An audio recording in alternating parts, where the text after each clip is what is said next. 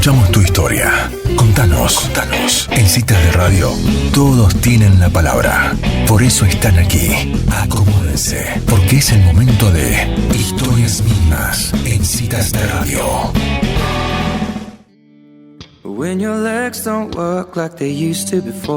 Del día de hoy tenemos el agrado de estar conversando con un empresario uruguayo, el señor Eugenio Schneider, quien dirige el frigorífico Casablanca, Fricasa, en las inmediaciones de la ciudad de Paysandú.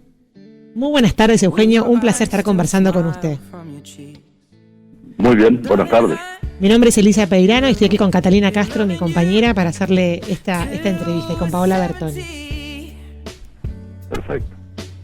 Bueno, Eugenio, usted hoy tiene un interesante papel ahí en Casablanca, digamos, y tiene un restaurante que se llama La Pulpería, que quien se arrima sí, ahí estoy en este momento. Ahora está en ese momento ahí. Bueno. ¿Quiere contarnos un poquito cómo surgió todo este proyecto de La Pulpería y contarnos cómo es La Pulpería para quien no tiene la oportunidad de conocerlo?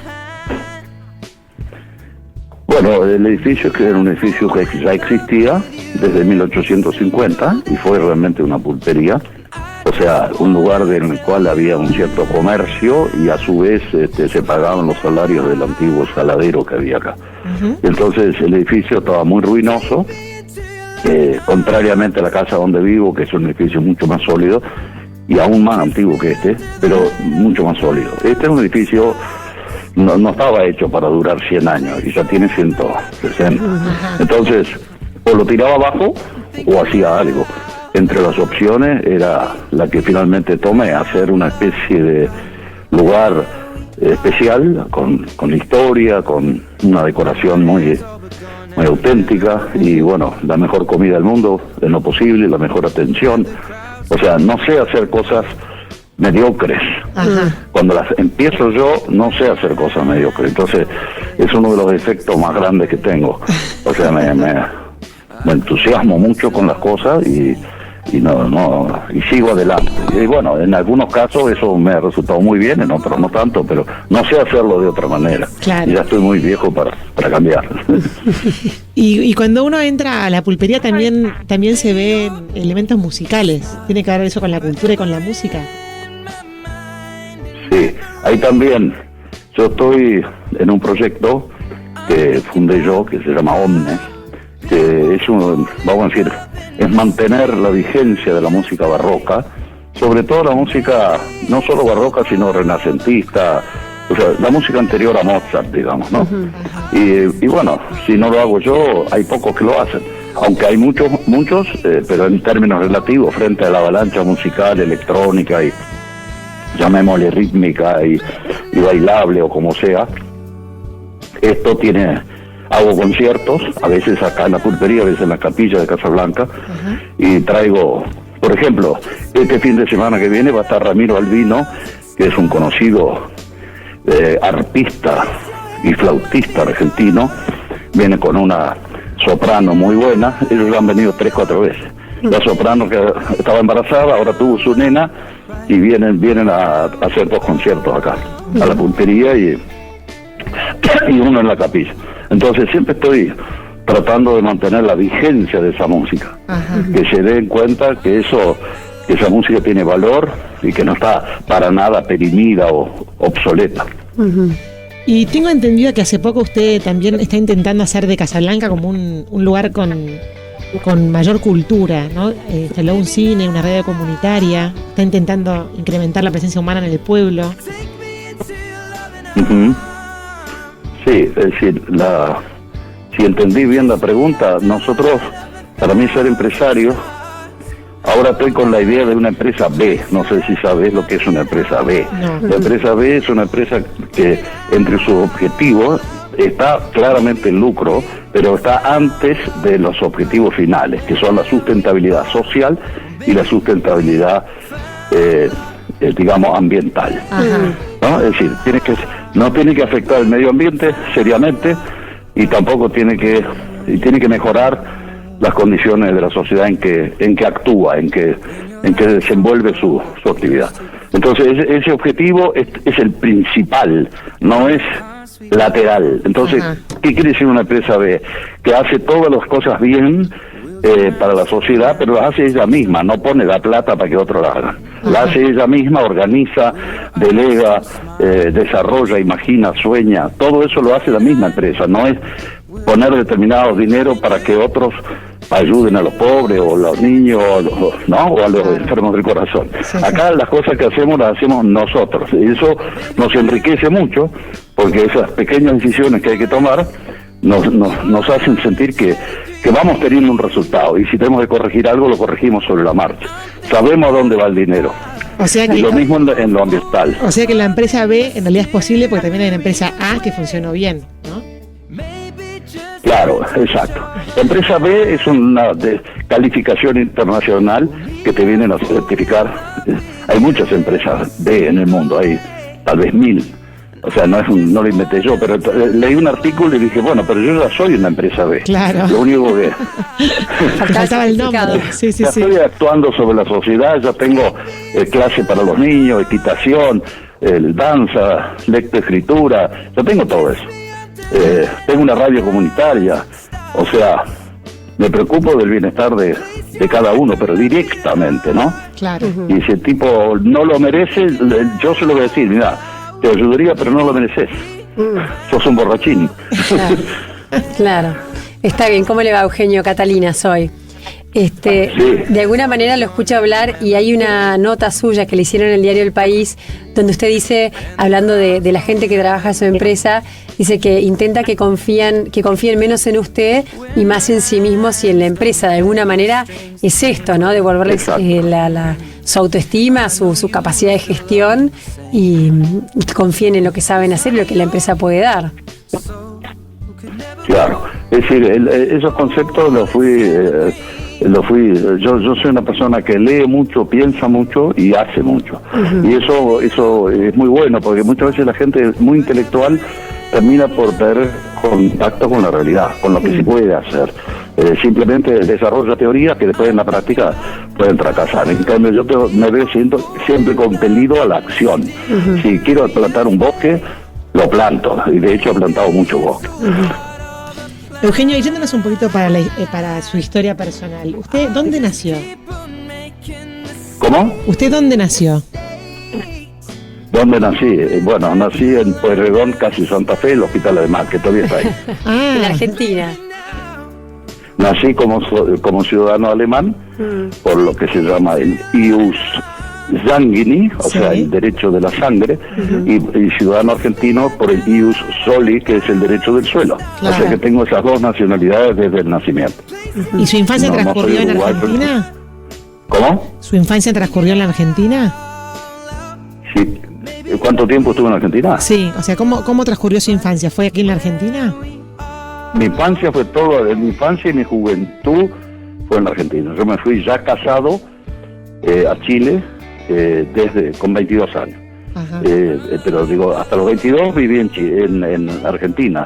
Después de los 22 hasta los 38 viví en Chile. Y a los 38, por una razón muy casual, básicamente de sucesión, porque tengo muchos hijos y el hijo mayor me explicó que estaba creciendo torcido porque el árbol grande le quitaba el sol. Eso era el árbol grande. Entonces el árbol grande se fue de viaje, todo bien, pensando volver a los 3 meses con algunas ideas nuevas, y bueno, esos 3 meses se prolongaron y ya van 37 años. Mire usted. Qué bárbaro yo vine por pura casualidad al Uruguay, podía haber ido, no sé, a cualquier otro lado, pero tenía un amigo acá, portador de lana, amigo desde la infancia, gran amigo, y entonces él me dijo que bueno, que estaban con un interés de empezar a desarrollar una actividad agropecuaria, pero no conocían nada, y bueno, yo me ofrecí a detectar las oportunidades de comprar un par de estancias, y bueno, me dediqué a eso y al final terminé siendo socio de ellos. ¿Y en Chile usted vivió en la selva, puede ser? ¿Cómo? ¿En Chile usted vivió en la selva, puede ser? Ay, no te puedo entender. Si en Chile usted vivió en la selva. Sí, en el sur, en la selva valdiviana.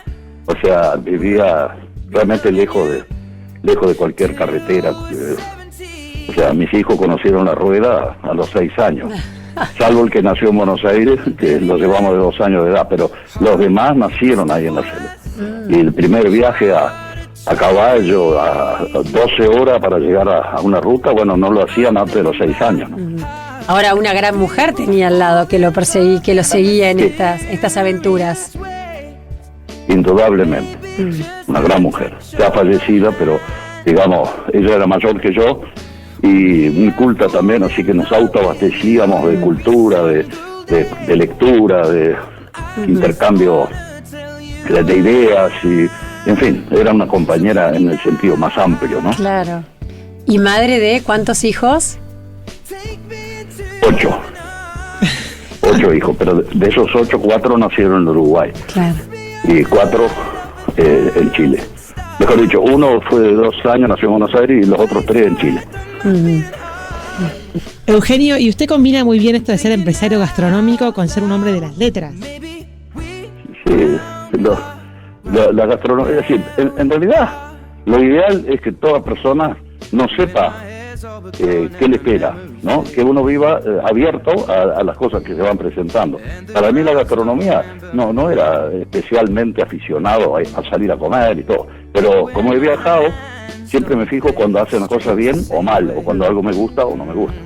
Entonces, acá lo único que hice es evitar los errores que vi en otro lado.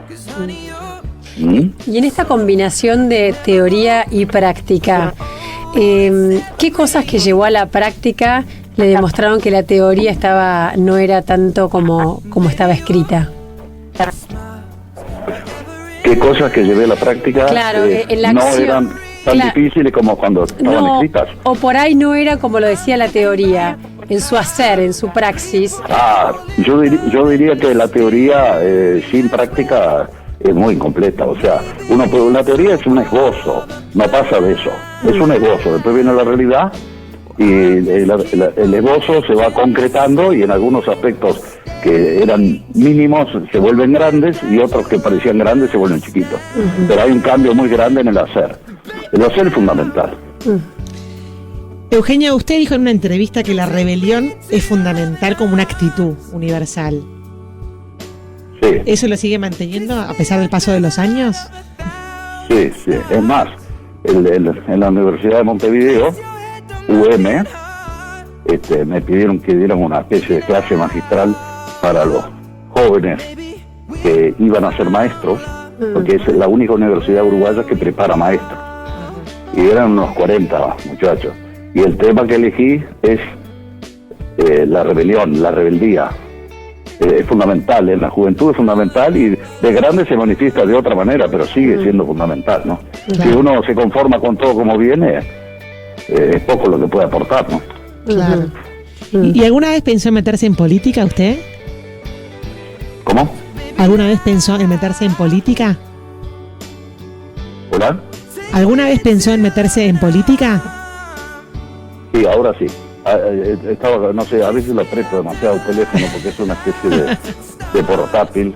Yo soy muy malo para hablar por teléfono. Los años en la selva me hicieron torpe para todo lo que es teléfono. Aparte soy medio sordo. Bueno. No, le preguntaba si alguna vez pensó en meterse en política. ¿Si alguna vez?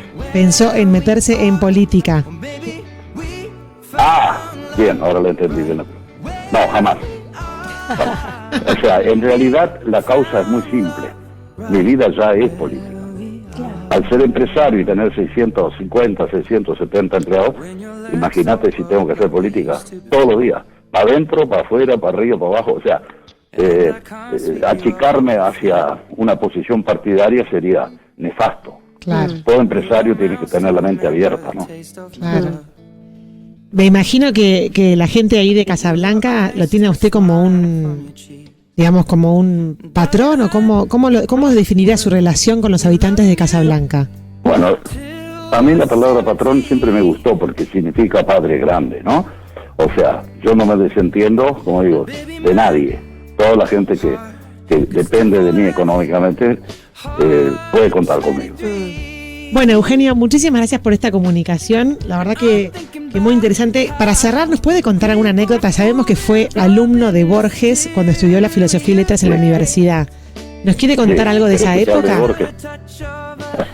Bueno, Borges fue mi profesor de literatura inglesa durante un año en la Facultad de Filosofía y Letras, en la calle Viamonte, y bueno, él dictaba literatura inglesa, pero a su manera, ¿no? La literatura inglesa de él no es la literatura inglesa de un manual. Él hablaba de algunos autores mucho más que de otros, y sobre todo, éramos 13 alumnos nomás, 13. Imagínate, una hora con Borges, 13 alumnos. Él no tenía diálogo ninguno con nosotros. Primero porque veía poco, pero todavía veía. Todavía consultaba su gran reloj, que tenía el tamaño de un platillo de una tacita de café. Pero, digamos, él lo que nos mostraba era cómo es posible disfrutar intensamente de la creación literaria, de las consecuencias de la creación y también de la creación misma. Entonces, ejemplos de eso, por ejemplo, Chaucer o Shakespeare o Stevenson, o sea, él tenía una predilección, todos lo sabemos, por ciertos autores, y no siempre yo estaba de acuerdo con esa predilección, pero al pasar los años fui comprendiendo o conociendo a esos autores como Stevenson, que lo mencioné, que uno siempre dice Stevenson, la isla del tesoro. Es un gran ensayista, es un poeta notable, pero uno siempre piensa en la isla del tesoro porque es lo que se vendió y lo que lo hizo famoso además, ¿no? Pero como digo, Borges te hacía buscar por ti mismo el placer hedonista, y eso ayuda mucho a la literatura, ¿no? Claro. Si uno no hubiese placer, la literatura no sería invendible. Sí. El placer es fundamental. Borges también admiraba mucho a Berkeley, el filósofo obispo inglés. ¿Eso también lo volcaba en sus clases? Claro, a él le gustaba llevar las cosas, como el obispo Berkeley, al extremo para ver qué pasaba. Es lo que se llama en latín reductio ad absurdum. O sea, en la teoría de Berkeley, de su subjetivismo total, que solo podemos conocer nuestros propios sentidos, o sea, las cosas pueden llegar a no existir nunca, pero nuestros sentidos nos transmiten una sensación, y esa es la única realidad. Bueno, por supuesto sabemos que no es así, pero está bueno razonar como si fuera así, claro, por un tiempo por lo menos. Claro, muy interesante. Bueno, Eugenio, muchísimas gracias por esta comunicación. Saludos ahí a toda la gente. Bueno, un abrazo. Adiós, gracias. Chao. Esta fue una nota con el filósofo, empresario gastronómico Eugenio Schneider, que tiene un restaurante que se llama La Pulpería en Casablanca, en las inmediaciones de Paysandú, Uruguay.